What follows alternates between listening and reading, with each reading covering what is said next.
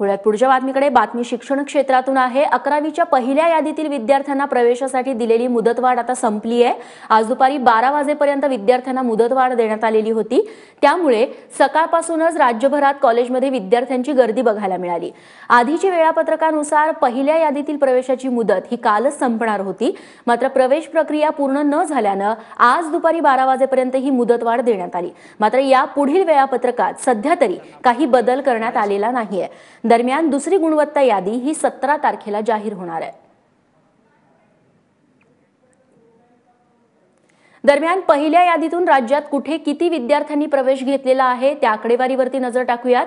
मुंबईमध्ये 1,46,506 पैकी 77,052 विद्यार्थ्यांनी प्रवेश घेतलेला आहे वेगवेगळ्या महाविद्यालयांमध्ये।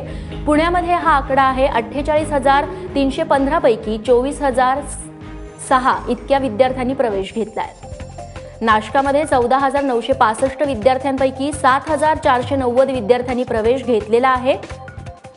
नागपूरमध्ये देखील 26,331 पैकी 15,751 विद्यार्थ्यांचे प्रवेश निश्चित झालेत।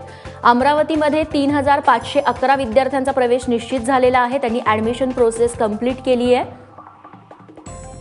आणि बाकीचे विद्यार्थी आता दुसऱ्या ऑनलाईन यादीची वाट बघतायत।